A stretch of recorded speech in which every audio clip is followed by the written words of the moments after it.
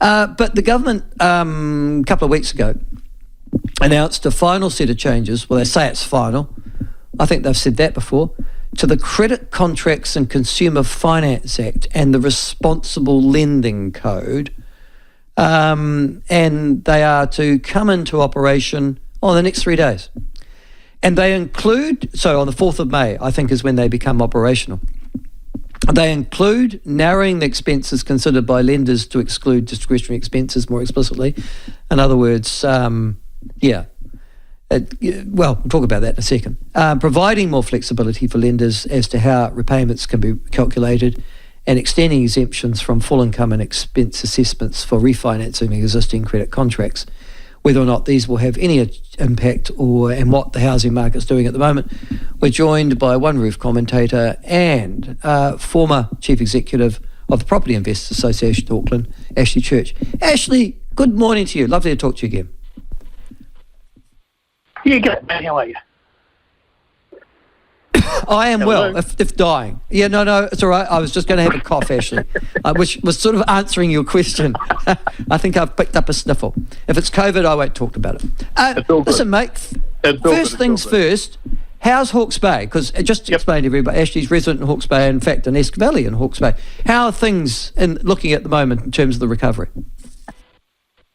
Well, life itself's returned to pretty much normal for everybody, other than the fact that the drinking water's a little bit marginal at the moment. But the valley itself, which I just live on the fringes of, is still looking more or less the way that it looked just after the cyclone in February. So there's been a little bit of a clean-up, but there's still apocalyptic carnage pretty much everywhere you go, and it will take another 6 to 12 months, I think, to put that back on track. But other than the people who've had their houses destroyed, and there's a lot of them, and the still sort of miscellaneous cars dotted around on their roofs, crushed by rolling waters, and there's still a few of those around as well. It's more or less back to some degree of normality. Actually, the silt that is staying there, I'm not just talking about the Esk Valley, but I guess in places like Twyford and those areas as well. Is the plan just to leave it there?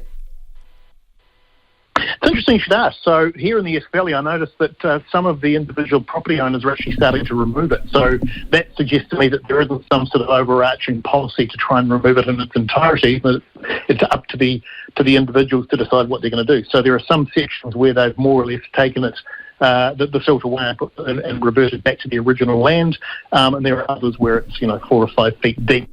So that suggests to me, as I say, that there isn't any policy to actually as an overarching strategy, which is a shame, because that would appear to have been the more sensible strategy for the whole region. What, just leave it where it is? Pretty much. Unless the other option, of course, is that it's possible that they haven't actually made any decision on this stuff yet, and that some people are just taking the initiative and doing it for themselves instead of waiting, which means something might happen at some point in the future, but there's no sign of anything happening right now. Yeah, it's interesting you say that. I was there was a profile on a man, Pye is his name, P-Y-E, a potato grower, one of New Zealand's richest men. I think he's worth $1 billion. And he was saying that one of the reasons he made his money in potatoes. You won't believe this, Ashley. He made his money in potatoes. And he said, with a name like that, he sounds like he might be of Irish ancestry too. So yeah, well, there you go. You see,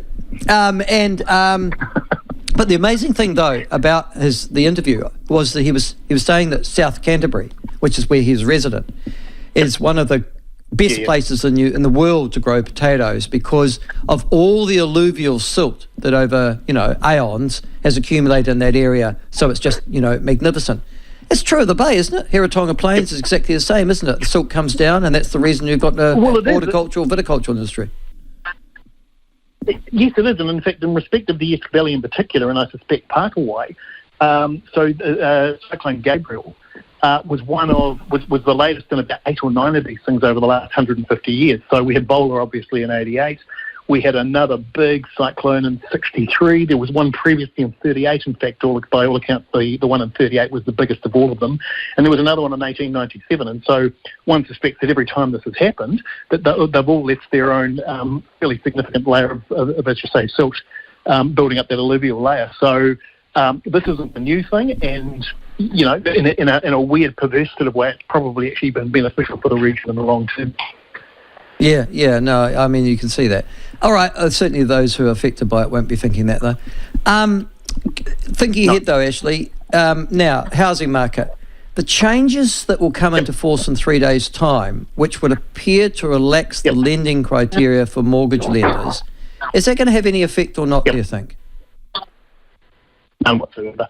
And let me give you a bit of a background to explain why I say that. So these LVR restrictions, loan to value ratio restrictions, which came in, from memory, in 2013, so the previous Reserve Bank Governor introduced Wheeler. They were introduced with much fanfare back in 2013 with a claim at the time that they were going to help to bring house prices down.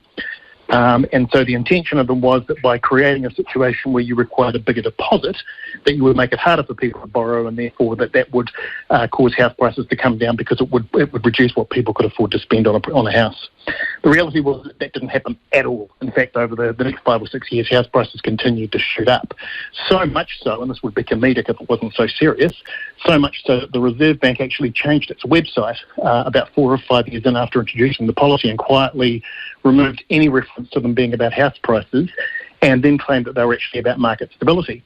So the new narrative became that they weren't about reducing house prices, they were about making the market more stable by dint of the fact that if you had to have a bigger deposit, that somehow that was going to make a more stable market. Now, the reality is, Michael, that you can go all the way back to 1970, and with the exception of a blip in the mid-70s, the housing market has been remarkably stable in New Zealand without need of any sort of mechanism introduced by the Reserve Bank or indeed anybody else to create some form of stability. So it was a complete nonsense. And so anyway, these things carried on under various different rules. So when they were first introduced, the rules basically said that if you were a first-home buyer or an owner-occupier and you wanted to buy a house, then you had to have a deposit of 20%. And if you were an investor, I think it was 20% initially for them as well, but it changed. And the current policy is that investors had to have a deposit of 40%. So it was a little bit harder for them. Now, there was an additional element to this, which was called the speed bump, and that's what they've changed. So the speed bump said that if you were a bank, although your purchasers had to have a deposit of 20%, there was a certain amount over and above that the trading banks at their discretion could lend more than 80% of the value of a property. I hope I've explained that properly. And when they first introduced that policy, that was also 20%. So what that meant was all of your customers had to have a 20% deposit, but a small proportion of them, 20%, could actually borrow even more than 80%, and that depended on their income, the bank's serviceability rules. Now that's moved around a bit over the last 4 or 5 years, and it was currently sitting at 10%. So the Reserve Bank had actually lowered that, which meant that it was harder for people to borrow more than 80%. And the changes that they've just made over the last few days that are about to come in basically increase that speed bump from 10% to 15%. So that means that for a small portion of borrowers, they can borrow more than 80% of the value of a property. In the case of property investors, it means that for a small portion of borrowers, and it's only 5% in their case, they can borrow more than 60% of the value of a property. It will make virtually no difference whatsoever because it's actually not the issue that's impacting on the market at the moment. And I listened to your build-up, and you're quite right. The major issues at the moment are actually, well, there are two actually. One of them is market confidence, and that's caused by, or has been caused by, a fear that mortgage interest rates will continue rising. And so that's obviously put people off wanting to invest or to purchase. There was also obviously a fear for a while that house prices were going to continue to drop, so that was keeping people out of the market. But the third one was the fact that the trading banks, in their wisdom, have significantly increased the complexity of the rules around borrowing. Now, you made the point that was introduced by the Reserve Bank. That's somewhat true. So there are certainly some aspects of this that have been dictated by the Reserve Bank. There are aspects of it that have been dictated by the CCCFA, which you also referred to. But some of it's just the banks themselves. Some of it's just intransigence and caution and risk aversion. So there's been a whole range of things that are feeding into this, of which this change by the Reserve Bank will make almost no difference. Ashley, we've just read recently that banks, Australian trading banks in this country, are making record profits. I think they're making over $1 billion over the last wee while from New Zealand consumers anyhow. Yep. So whatever they're doing in terms of their mortgage portfolios, they're obviously not losing money. Why are they so cautious? Well, they can afford to be cautious based on the fact that they are making those profits would be the first answer. So the fact that their profits aren't being particularly eroded by the current trading conditions obviously suggests that they can afford to have some degree of caution without impacting on their commercial base. Notwithstanding that, there's a suggestion that they are concerned that might erode over the next couple of years as a result of the fact that fewer people are borrowing, and how that's manifesting itself, and this is far more meaningful than anything the Reserve Bank might do, is that over the last couple of OCR increases, you'll remember, Michael, that in February and again 2 or 3 weeks ago, there was an increase of 0.5% in the OCR, and the intention of that is to send a signal to the trading banks that the Reserve Bank wants mortgage interest rates to go up. They didn't move.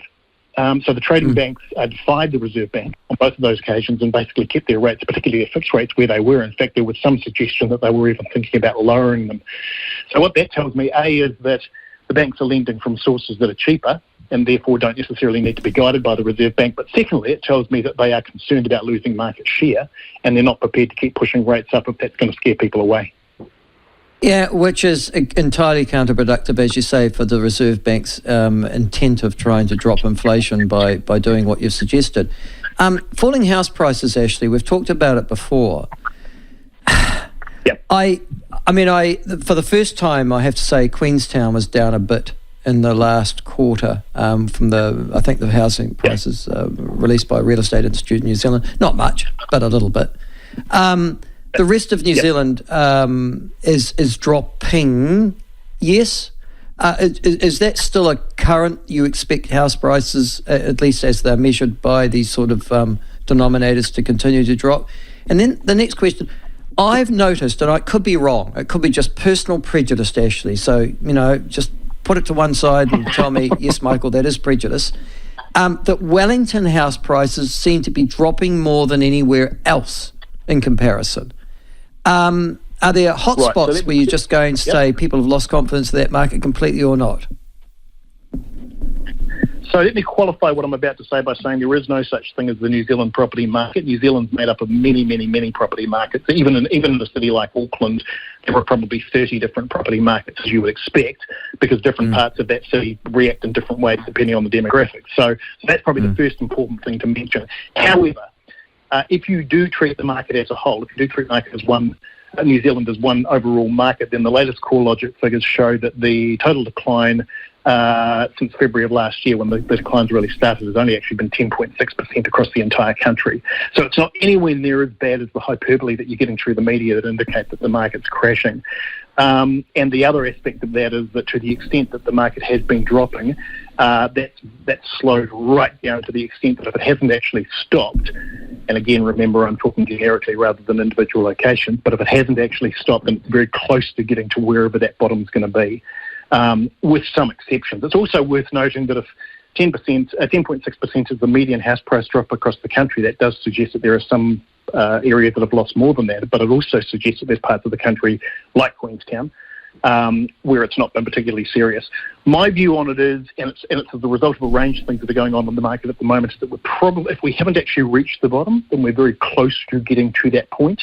And the effect of that, coupled with the fact that mortgage interest rates don't appear to be continuing to increase, I think will restore some degree of confidence to the market. It won't be the kind of confidence we had back in 2021 or 2020, because that's simply not going to happen again. But it will certainly be a confidence. We'll start seeing people coming back into the market and having confidence that the level at which they're buying is going to be the baseline for that property, and it's going to continue going up in value after that. With regard to your question regarding Wellington, the answer yes. It's not just prejudice, it's a reality. There does seem to be something about house prices in Wellington that seems to be particularly negative. Now, there's all sorts of theories, and they are only theories and opinions. You could argue that that's a reflection of the fact that there's a fairly strong public service influence over house purchasing and house values in Wellington, and therefore there's a perception that if there's a change of government, that's going to lead to fewer consultants and fewer public servants, and therefore people are looking to get out, and that's reducing prices. But look, that's just an opinion. There's a range of reasons why that could be happening, but the reality is that all of the figures tend to suggest that Wellington's been hit particularly hard. Is there any other part of New Zealand that you think is also been hit harder? I was actually thinking there are 1,001 reasons if I was, we were half our age, Ashley, to go and live in provincial New Zealand. Is that actually happening? Is there a desertion of the Aucklands, the Wellingtons, the Christchurch? Christchurch property market seems to be booming by comparison. Absolutely. Absolutely. And it's interesting you should ask that question. I wrote about that about 3 years ago. So Hawke's Bay is a really good example, and I'm probably a poster child for what I'm about to say. So there are a lot of people, both prior to and just after COVID, who made the decision to exodus from Auckland and go to regions, often places that they'd originally come from, like I did, but not always. And the reason that they did that is because they were people who either owned their own business that wasn't necessarily locationally bound, or who could continue what they were doing in Auckland or Wellington remotely. So, for example, I do a lot of business in Auckland and Wellington. I can sit here in Hawke's Bay and do it over Zoom. Now, I couldn't have done that prior to ultra-fast broadband. So there's been a massive change in technology over the last 4 or 5 years, which has fundamentally changed the way that people do business, which has enabled people to make lifestyle choices that simply weren't possible half a decade ago. And that's impacting on the housing market, and you can see it in what's happened to housing values in places like Taranaki, Manawatu, Hawke's Bay, Nelson, Marlborough, lots of places around the country where there is a causal link between prices going up. And finally, Ashley, you're saying to me, remember, I'll call you at the end of the year. You're saying to me, but by the end of this year, confidence, the lack of confidence that is currently in the housing market, those fears will have been largely dissipated, you think? It's happening now. It's already happening.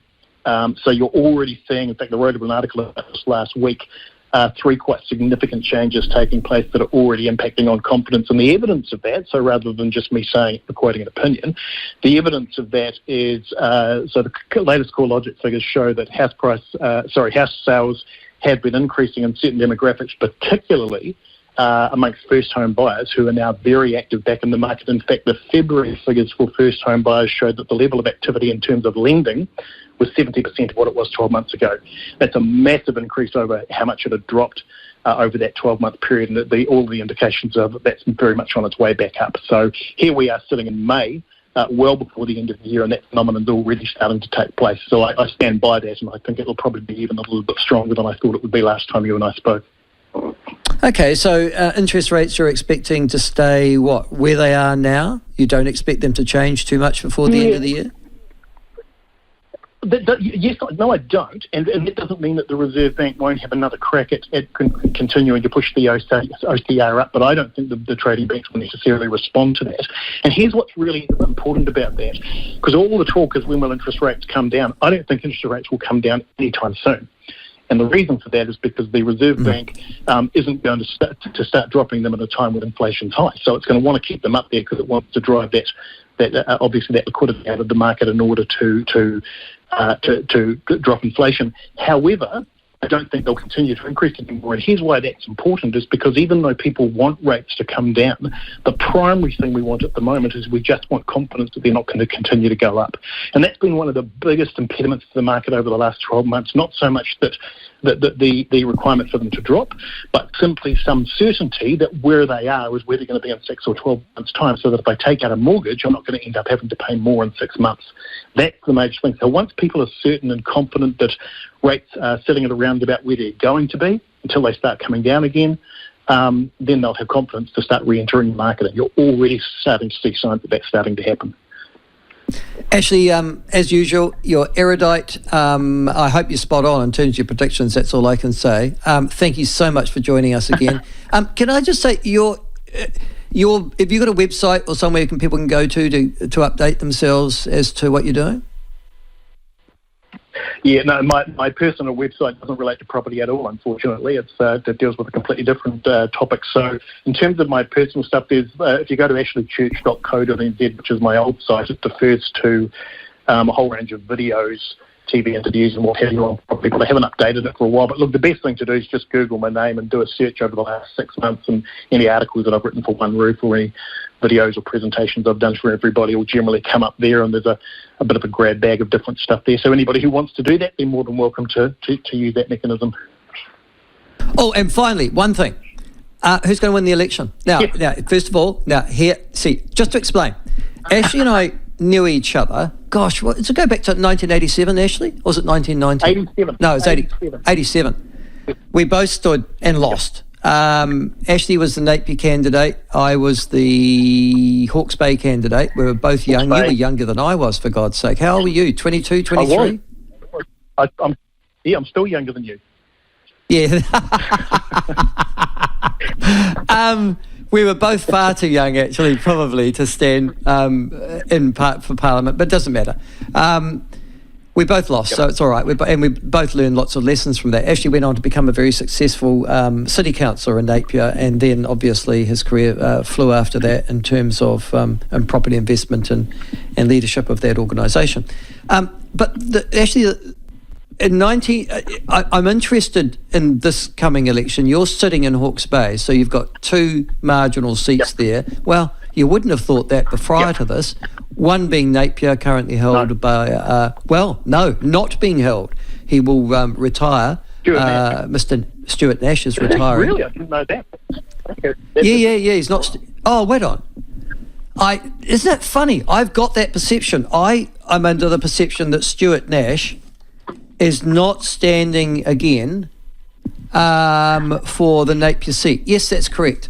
He will not contest his Napier seat at the election. I didn't know that. Did you not? Gosh, well, that okay. was just about guarantee. No, I didn't. That just about guarantees the gift to Katie Nimmin in that case. He probably would have won it anyway.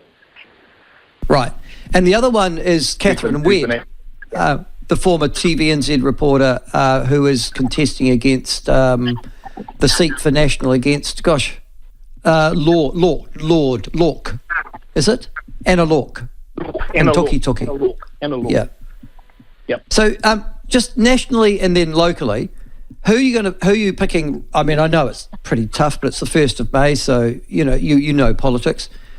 Who's going to win the election in October overall? Nationals. Keeping in mind, I need to qualify what I'm about to say by saying that this isn't the National Party that I was a supporter and member of 30 years ago. So I'm not as big a supporter of National as I might once have been. Having said that, I think this is a national election to lose, and that I don't think it'll be close. I think it'll be a comfortable win. And the reason I say that is because although Hipkins, I think, has actually done a pretty good job in terms of the optics of the policy changes that he made on taking leadership, I don't think he can sustain that between now and the election. I think there's just already the cracks are starting to appear, and I think people are recognising that while it might have sounded good, it's the same Labor Party with a little bit of lipstick on it at the moment. So by the time we get to the election, that will still be the case, and that we'll have a pretty comfortable national ACT coalition. I would make one caveat to that, though, and that is, and this is the area where Nationals really shooting themselves repeatedly in the foot, the fragmentation of small freedom-based parties and sort of the right-wing parties at the moment, although none of them, with the possible exception of New Zealand First, have a boltish chance of getting over the 5% mark, combined, the amount of vote that could be shed on the right as a result of those parties standing does really risk National losing 6 or 7% of the vote that it doesn't need to lose. And that's happening simply because they're trying to, and you would probably have a better view on this than I would, but in my view, they're trying too hard to appease a section of the centre that they'll never really own. So they're being too careful not to upset, particularly women in Auckland and Wellington in the centre, who are people who are unlikely to vote for them anyway. And in the process of doing that, they're shooting themselves in the foot with a chunk of the electorate that would easily vote for them if they felt that they were actually supporting their causes. So that'll be interesting. However, in my view, it'll be a pretty comfortable national Labor victory, national and ACT victory. It'll consign Labor to 3, if not 12 years of opposition. It'll be interesting to see what happens to the Greens. I suspect that while they'll get over 5, it won't be by much. And it'll be interesting to see what happens to Chloe Swarbrook. It'll be interesting to see what happens in Tamaki with Simon O'Connor up against the ACT candidate who's focusing on that seat. So there's a whole range of little battles going on. In terms of Hawke's Bay, Katie Niven all day long in Napier, and I would have said that even if Nash was standing. He's not particularly popular here at the moment, and I think she just has the right optics. Anna Lork, I don't know enough about the candidate standing against her to know what her chances are, and I'm not quite sure of the machinations and demographics of that market in terms of what's likely to happen. I do know traditionally that's been more likely to have been a National than a Labor seat. But I wouldn't be entirely surprised to see almost the entire rural hinterland of the country go blue, just as a result of some of the things that have been happening. So it'll be an interesting election, but this talk at the moment of it being close and being a nail-biter, I don't see that. All right, Ashley, thank you very much for joining us. Nice to talk to you. That is Ashley Church.